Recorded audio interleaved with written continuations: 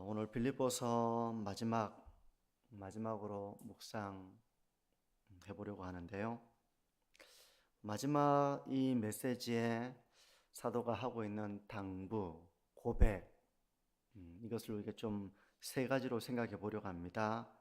나눔, 자족, 그리고 신뢰라고 하는 세 가지 메시지인데요. 첫 번째 메시지는 나눔에 대한 것입니다. 그러니까 이 빌립보 교회가 바울을 여러 번 쓸 것을 공급하고 그렇게 사랑을 나누었다는 것에 대한 감사하죠. 그리고 또 하나 빌립보 교회가 이렇게 나를 생각하여 쓸 것을 공급해 준 것에 대해서 감사할 뿐만 아니라 그런 빌립보 교회의 영적으로 자라 있는 모습에 대한 기쁨, 이런 것이 이 바울의 마지막 이 편지 부분의 말미에 이렇게 고백을 하듯이 말하고 있는데요. 15절과 16절을 먼저 보시면, 빌립보 사람들아 너희도 알거니와 복음의 시초에 내가 마게도냐를 떠날 때 주고받는 내 일에 참여한 교회가 너희 외에 아무도 없었느니라. 데살로니가에 있을 때도 너희가 한 번뿐 아니라 두 번이나 나의 쓸 것을 보내었도다. 바울이 마게도냐를 떠날 때 이렇게 빌립보 교회 외에는 이렇게 주고 이렇게 도와주는 것이죠. 선교 여행에 필요한 것들을 돕는 이런 교회가 빌립보 교회에는 없었다는 것입니다. 그리고 바울이 데살로니가 있을 때에도 빌립보 교회 성도들이 두 번이나, 한 번도 아니고 두 번이나 필요한 것들을 보낸 것을 바울이 기억하고 있는 것이죠. 이 기억하는 내용을 통해서 그때가 참 고마웠던 그 마음을 표현하고 있는 겁니다. 참 고맙죠. 그리고 이 도와준 것도 참 고마운데 참 이들이 영적으로 자라가는 모습을 보면서 또한 기쁜 것이죠. 부모가 자녀에게 이렇게 작은 것을 받아도 부모는 참 기쁩니다. 큰 것이 아니어도 기뻐요. 네. 왜냐하면 이제 우리 아들이, 우리 딸이 부모를 생각하는 마음을 이렇게 가지고 있구나. 그런 마음이 없다가 막 자기에게 필요한 것만 요구하고 그런 아이에다가 또 그런 자녀였다가 어느 순간 부모를 생각하는 그 마음을 가지고 뭔가를 준비해서, 그게 큰 것이 아니지만 그 마음을 볼 때 부모는 참 기쁘고 큰 위안을 받게 되는 것처럼 바울의 감정은 바로 그런 영적 부모로서의 기쁨이자 고마움이었죠. 너희가 나를 도와준 그것이 내가 참 고마웠고 또 너희들이 그런 마음을 가진 것에 대해서 난 참 기쁘다. 그런 마음의 표현입니다. 그런데 그런 이제 빌립보 교회가 몇 차례 지금 바울을 도왔잖아요. 마게도니아를 떠날 때에도 바울이 데살로니가에 있을 때에도 빌립보 교회는 유독 바울을 이렇게 쓸 것을 공급하고 도왔던 그런 교회였습니다. 근데 이제 바울이 로마의 감옥에 있는 그런 상황이에요. 그러니까 오랫동안 이 빌립보 교회가 바울을 기억하고 있는 것이죠. 10절을 보시면 이렇습니다. 내가 주 안에서 크게 기뻐함은 너희가 나를 생각하던 것이 이제 다시 싹이 남이니 너희가 또한 이를 위하여 생각은 하였으나 기회가 없었느니라. 무슨 말이가 이게 좀 이렇게 한눈에 안 들어올 수 있어요. 너희가 나를 생각하던 것이 싹이 나고 있어서 내가 참 기쁘다. 이 현대어 성경은 어떻게 번역을 하는가 하면 여러분이 나를 다시 도와주게 되어서 내가 얼마나 고마워하고 또 주님을 찬양하고 있는지 여러분은 모를 것입니다. 이렇게 이제 현대어 성경이 번역하고 있거든요. 그러니까 너희가 여러분이 다시 나를 도와주게 되어서 제가 참 너무나도 고맙고 내가 참 그 기쁨으로 하나님을 찬양하고 있습니다. 바울이 지금 빌립보 교회 성도들에게 그런 고마움을 표현하고 있는 겁니다. 빌립보 교회 성도들이 바울의 필요를 채워준 것에 대해서 바울은 참 고마웠습니다. 근데 더 근본적으로 그들이 어떤 어려움에 처한 사람들을 도울 줄 아는 그런 신앙, 나눌 줄 아는 그런 신앙, 또 자기를 영적으로 돌봐준 사람에 대한 그런 고마운 마음, 그래서 뭔가 필요를 채워주려고 하는 이런 마음, 마치 자녀가 부모에게 뭔가 필요하지는 않을까. 이제 자식이 커서 뭔가 이제 공급할 수 있는 그런 여력이 되어서 이제 그걸 생각하면서 필요를 공급하는 그런 장성한 자녀의 모습을 보는 마치 그런 부모의 심정처럼 바울이 고맙고 하나님을 찬양하고 또 그들의 영적인 성숙에 대해서 기쁜 마음을 가지고 있는 것입니다. 그래서 17절은 이렇게 말을 합니다. 내가 선물을 구함이 아니요 오직 너희에게 유익하도록 풍성한 열매를 구함이라. 내가 선물을 구하는 것이 아니다. 여러분들에게 이렇게 좀 도와달라. 내가 이런 게 필요하다. 나에게 이런 걸 좀 보내달라. 그런 선물을 구하는 것이 아니라 너희가 유익하도록 이게 나누면서 또 하나님의 말씀에 순종하면서 너에게 정말 영적으로 유익하도록 내가 풍성한 열매를 구한다. 바울은 그렇게 또 격려를 하고 있습니다. 이게 첫 번째 이제 나눔에 대한 메시지를 좀 우리가 나누는데요. 우리가 삶 가운데 이런 나눔이 있기를 바랍니다. 나눔. 우리가 누군가 나에게 주기를 바라는 마음, 이런 마음을 우리가 가지죠. 그리고 그걸 받아도 당연하게 여기는 그런 마음이 일단 우리가 되지 않아야 되겠습니다. 누군가가 나에게 뭔가를 주기를 바라고 그걸 당연하게 여기는 마음, 그거는 영적으로 어린아이 같은 이제 모습이라고 말할 수 있습니다. 대신에 우리가 영적으로 자라간다면, 또 영적으로 자랐다면, 또 마땅히 그런 성숙함을 나타내야 한다면 어려움 가운데 있는 성도들의 필요를 생각하는 겁니다. 그리고 그런 처지에 있는 사람들을 생각하면서 작은 나눔을 실천하는 삶을 사는 겁니다. 큰 걸 말하는 게 아니에요. 작은 나눔을 말하는 것입니다. 그 작은 나눔은 참 그리스도인다운 향기로운 삶의 모습입니다. 자녀가 부모의 사랑과 희생을 감사하면서 작은 사랑을 나타낼 줄 아는 그런 장성한 좀 철이 든 모습, 또 그런 장성한 자녀의 모습처럼 우리가 교회를 위해서 수고하고 헌신하는 분들에 대해서 그런 고마움과 또 이런 위로해 줄 아는 그런 사랑을 가지고 우리가 그 감사를 표현할 줄 안다면, 또 어려움 가운데 있는 처지에 있는 사람들을 우리가 돌아보고 그 어려운 사람들의 필요를 채워줄 줄 안다면 그게 바로 성숙한 성도의 모습인 것이죠. 어떻습니까? 여러분 삶 가운데 이런 나눔이 있는가를 한번 좀 생각해 보시기를 바랍니다. 제가 어젠가 그저께인가 영상을 하나 보는데 요즘 이제 60대 이렇게 넘는 분들이 뭐 집이 이렇게 어려운 건 아닌데 교회나 또 외부에서 한 끼의 식사가 가져다 주는 어떤 그런, 사실 뭐 혼자 살기도 하고 이러니까 이제 막 그 식사를 나눠주는 데 찾아가는 이제 그런 EBS 다큐멘터리가 좀 잠깐 나왔어요. 그러니까 그분이 어디 교회 가서도 식사하고 어디 뭐 공공 장소에 가서 식사하고 이렇게 하는데 정작 집에 냉장고를 이렇게 가서 이렇게 뭐 김치 냉장고인가요? 이렇게 열어보니까 안에 음식이 가득한 겁니다.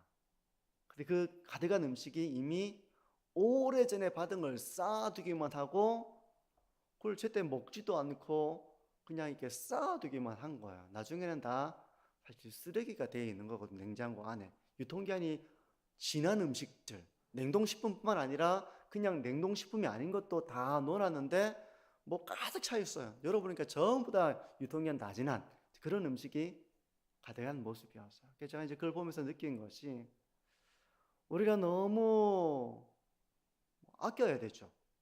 아껴야 됩니다. 근데 그게 너무 과도해서 나눌 줄 모르는 아끼는 것이 되어서는 안 되는 것이죠.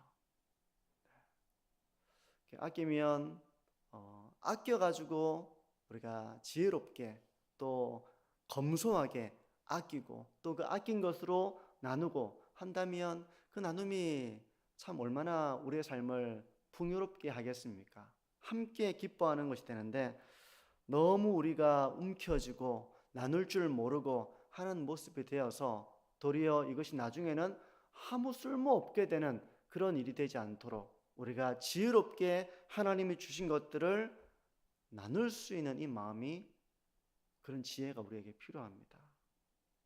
시간이 지나고 나서 내가 그때 좀 더 나눌 걸 하는 이런 후회가 되지 않도록 큰 거 말고요.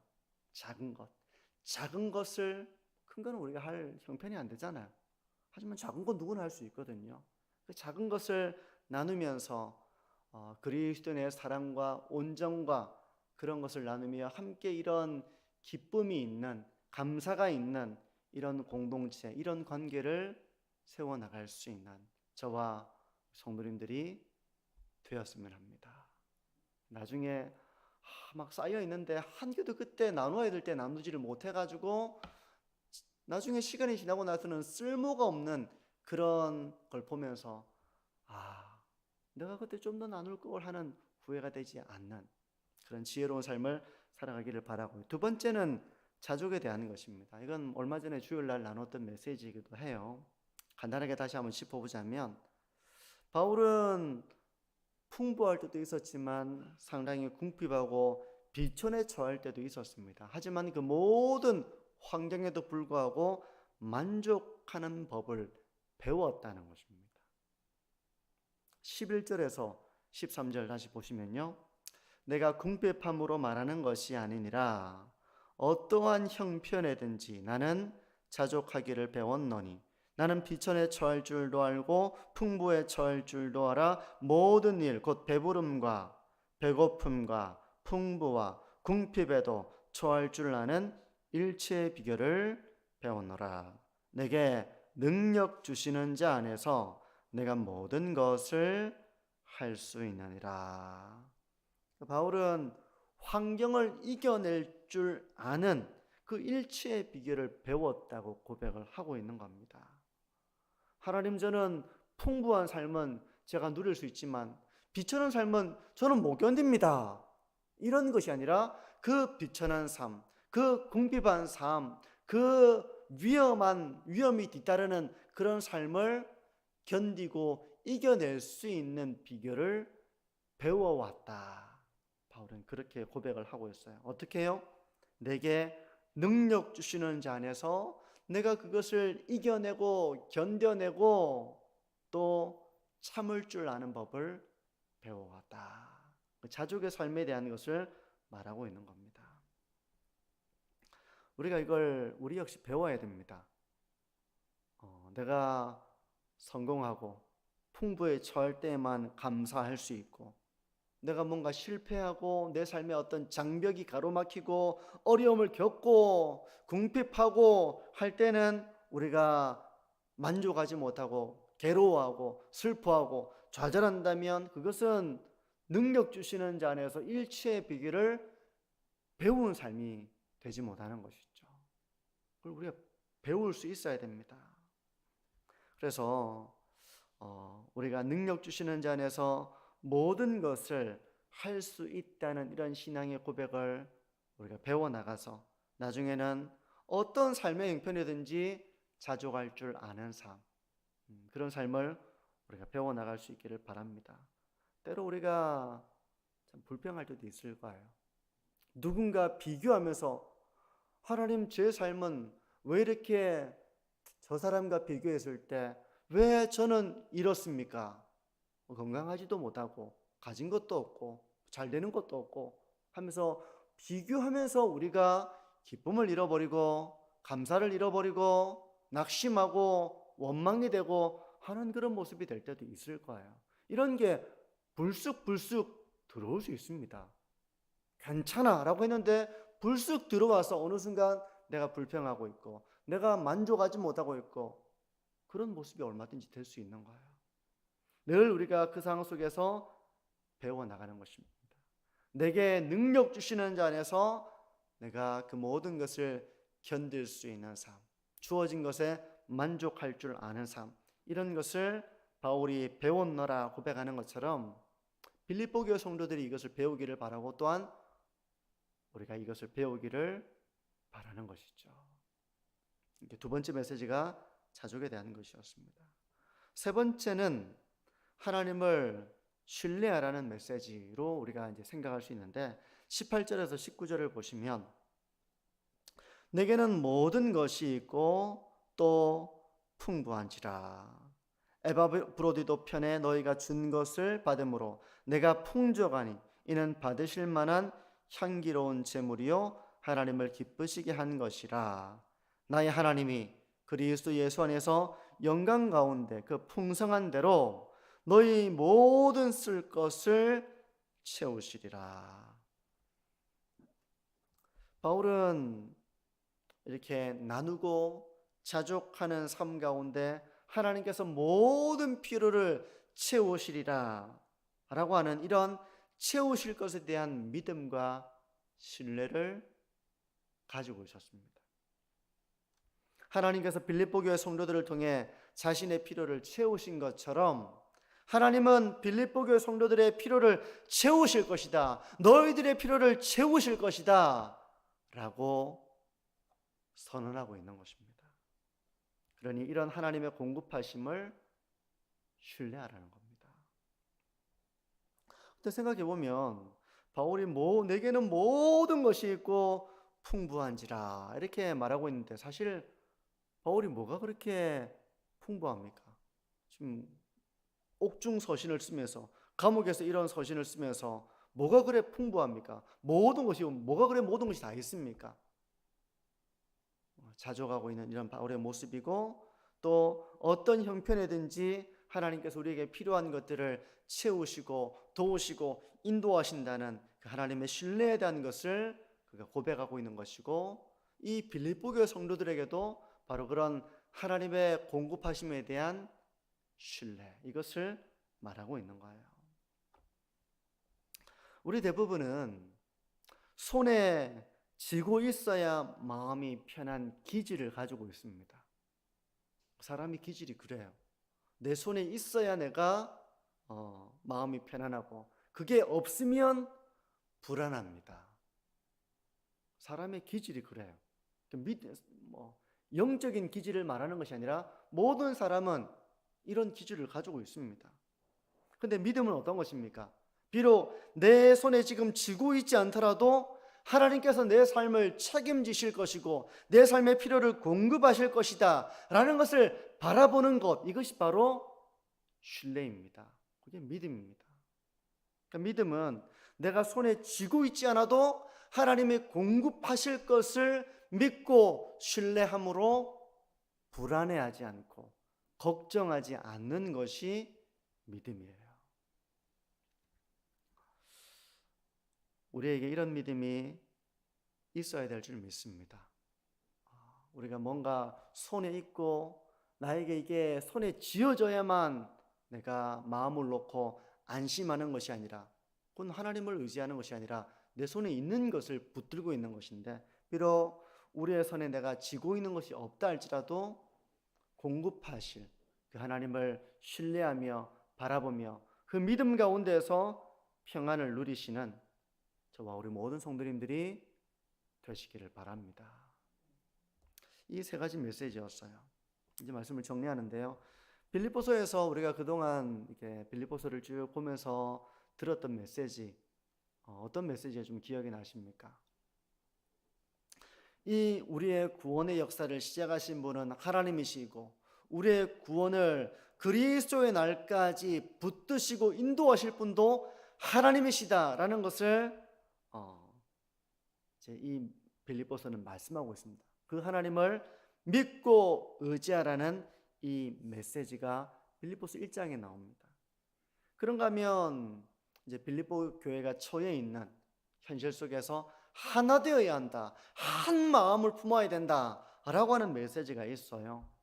외부적으로는 교회를 핍박하고 있는 상황이고 내부적으로는 분열 가운데 있는 이 상황 속에서 교회가 외부에 박혀져 있는데 내부에서 분열이 일어나서 서로 미워하고 있고 서로 갈등하고 있고 이런 모습으로 어떻게 복음을 전하고 어떻게 교회를 세워나갈 수 있습니까? 바울이 하나가 되어야 한다, 이 메시지를 빌립보서에서 하고 있습니다. 그런가 하면 또 빌립보서는요, 십자가의 원수가 되지 말라는 이 메시지도 있습니다. 어떤 게 십자가의 원수가 되는 겁니까? 율법주의, 십자가의 공로, 예수 그리스도의 공로가 아니라 내가 율법을 행함으로 말미암아 나의 공로로 내가 구원에 이르고자 하는 이런 율법주의에 대한 경고, 또 이와 정반대로는 예수를 믿는다고 하면서는 전혀 행함에 대한 열매를 맺지 않는 율법을 폐기해버리는, 예수님 믿음으로 구원받는 거 아닙니까? 행함을 이제 아무렇게 해도 되는 거 아닙니까? 라고 하는 이 율법 폐기론에 대한 이런 십자가의 원수가 되는 것에 대해서 바울은 경고를 한 바 있습니다. 그리고 또 빌립보서는 항상 기뻐하라는 그런 메시지도 있어요. 항상 기뻐하라. 내가 다시 말하노니 기뻐하라. 기뻐하라는 메시지도 있고요. 또 모든 사람에게 관용을 나타내라. 모든 사람에게 더 따뜻하게 포용력을 가지고 그렇게 관용을 나타내라. 이런 메시지도 있고, 또 염려하지 말고 기도하라. 이런 메시지도 있고요. 모든 일에 덕을 세워 나가야 된다. 어떤 일을 하든지 덕을 세워 나가야 된다. 그런 믿음의 열매에 대한 메시지도 있고요. 하나하나 이런 메시지들이 이 빌립보서에는 있는데요. 우리가 오늘 이제 빌립보서를 마무리합니다. 다시 우리가 이 빌립보서를 읽어본다면 아마 그 설교의 내용들, 들었던 내용들이 다시 생각이 날 거예요. 그래서 이 빌립보서 가운데 우리가 들었던 메시지들, 그 말씀을 우리가 기억해서 순종의 길을 걸어가고 더 그리스도인다운 아름다운 열매를 맺어나가는, 그리고 오늘 말씀에서도 나눔의 삶을 실천하고 자족을 배워나가고 하나님의 공급하심을 신뢰하고 바라보는 그 믿음의 삶의 길을 걸어가시는 저와 우리 모든 성도님들이 되시기를 축복합니다.